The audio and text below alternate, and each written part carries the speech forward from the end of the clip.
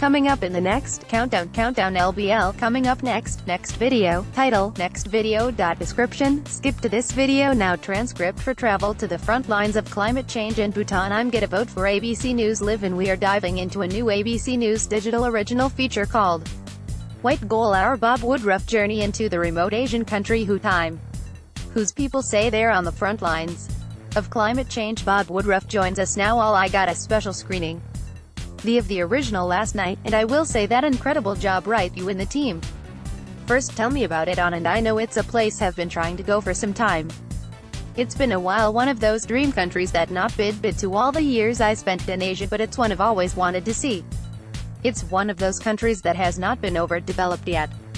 It's still one that's held on to its culture from all these centuries, but a big fear is that if the torrents start to pour and construction begins and the building that would have happening in this country, that it's all gonna change. That chance now was to get in there and to see what's happening. Dwellers with the war, we're seeing some of those images right now.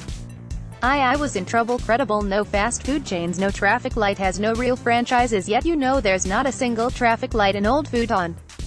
You know that the capital is relatively small. It's only about 750,000 people, citizens of that country, compared to in China and India are the border countries. That about $1.3 billion people each, and to rip 1.3 billion people in each country, so this country's small. It's right in the middle. It's kind of a buffer between those two countries, and it's culturally it's a very pure-rooted Buddhist country. Those beautiful and scenic images that you capture there, that was all to set the stage for what's happening climate-wise there. Yes, Obama, about water you have the Tibetan Plateau, which, as you know, she started in the Himalayas, all the way down to Southeast Asia. It supplies about 25% of the world's water throughout it, and it's all through Southeast Asia. And as we know, since those mountains, this home Himalayas, are melting faster, that people are calling this the third pole, that the North Pole, and this it's all of the attention. This is like the third pole. It's the third biggest force, but second supply water in the world compared to the North Pole. This is now melting faster. It's got a huge impact on those countries that are now blow out downriver. And so that water is coming down to sit downriver, and those glacier lakes are bursting. It's last, but I know in the 90s, and it really devastating conflict. It was a horrible back there, and in the mid-1990s where completely changed the culture, that part of the state and in the country, and that people afraid that this could be happening again as the water, the rice mills, and as we talk about those rivers surrounding Bhutan are in that region. You had a chance to go on one of the rivers, and I will say that it my heart pounding when you actually added to the vote. And what other routing, what was that like? How may we overplay ailment? Not over, but let's have been wrapped dramatic part of the hold of fabrics, and alright. That's the number 3 here for you know the hard to brutal ones are 5, and we're wrapped around ones a little bit more intense, but it was beautiful. We went here to the country was in, it was actionable, the monsoon season, which you should know it's an expensive country to go see. There's a mandatory $250 a day to come as a tourist to visit that country, but if you go to the monsoon season you get for $200 a day. But that includes it was all the food, place to stay, transportation. So we are able to go during the monsoon season, and it rained at the 9 days we are there, and only rained one half of one of those days. It was shocking. A little league, I think, what the water was fantastic levels to go rafting through. Again, to reiterate here why it's called white gold is because this country, speaking about harnessing that power of the river, yes, so of this cub. This is a country that doesn't have access to the water. It's internal country, so it's not on the oceans. It doesn't have railroads even yet, so in order for it to export products, can make income, there's not much they can do. They can eventually, but they're still developing. Their biggest force of income right now in this country is creating electricity through hydropower plants, and so we got about 5 hydropower plants built already, get 2 more being built.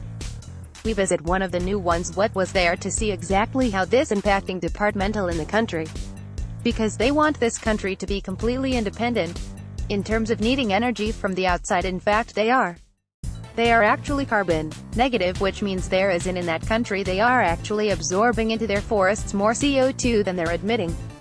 So all the other countries in the world were spewing out more CO2, which is warming the world more than we are consuming, that they were absorbing into the trees, and that's when his country's every is the dream that the world will become this way.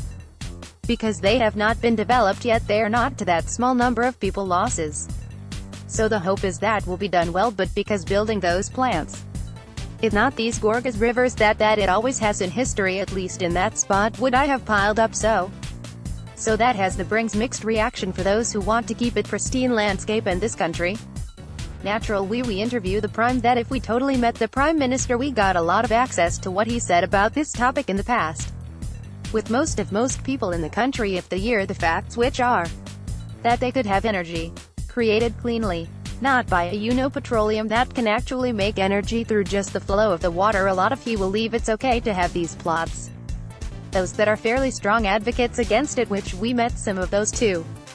They want to keep the free flow of the rivers forever and ever on that never change.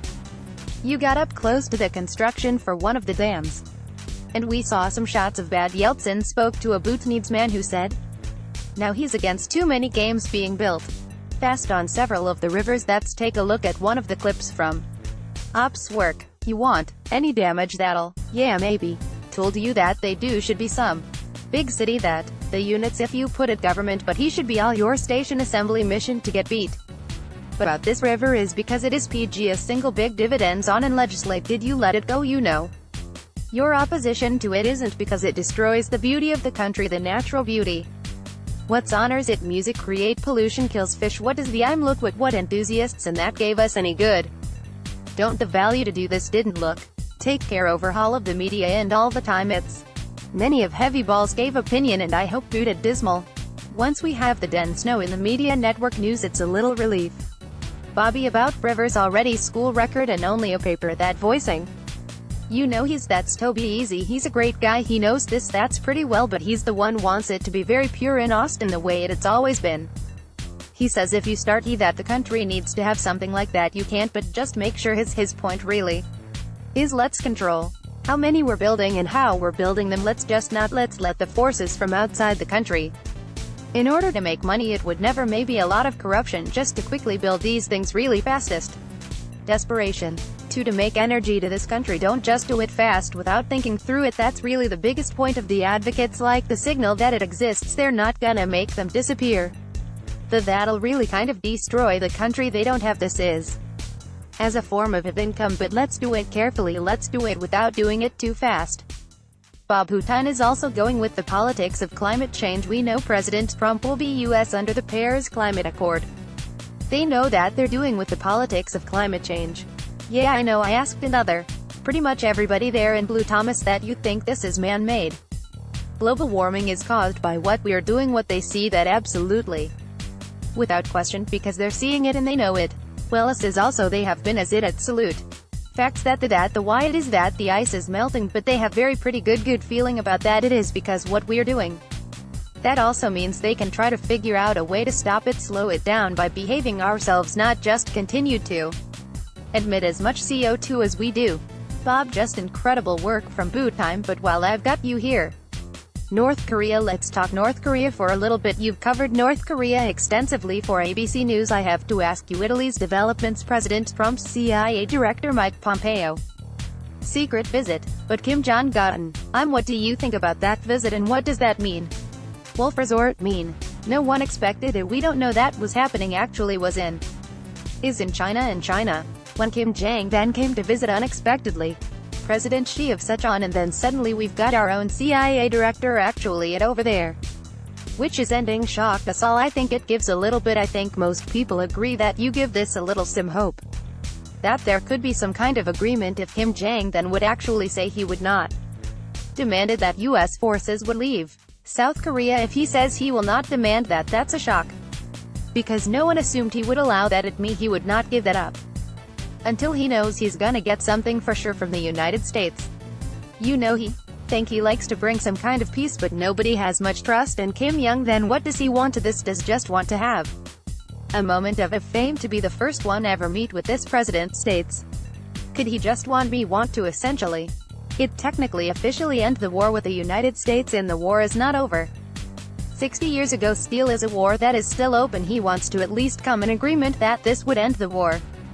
If he makes that major concession to say that American troops do not have to leave South Korea to talk about the nuclear, That would be a major development, but you don't seem too trusting that.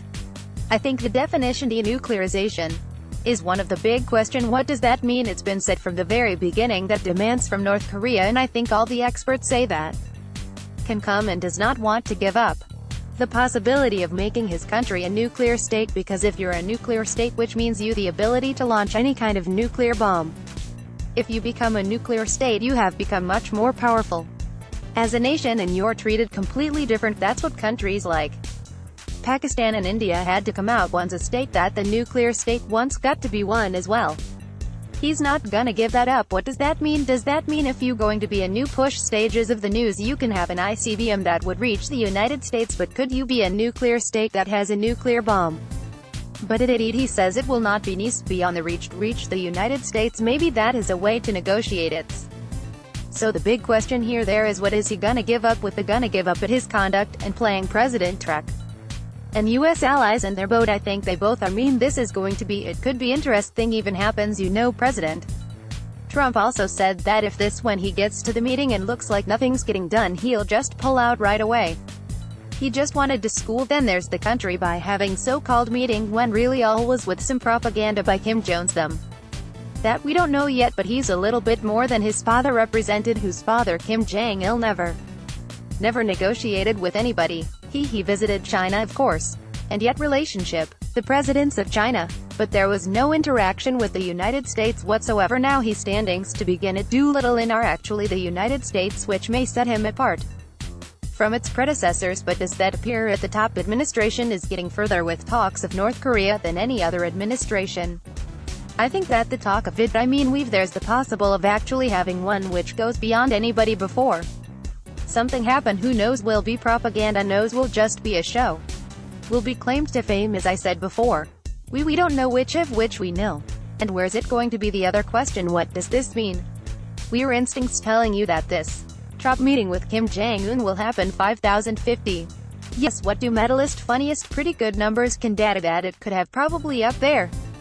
How do you think you'll be there at the coverage? And I really appreciate your word from that region, and also on your probable digital regional feature about also. Bob's ABC News digital original feature, White Gold, is out today. You can watch it on abcnews.com and all of our platforms including ABC News app. It was incredible, guys. Please watch it. Hired base again to incredible comparable Bob Woodruff. Thanks Bob. Thanks are on Get a Vote reporting for ABC News Life. This transcript has been automatically generated and may not be 100% accurate.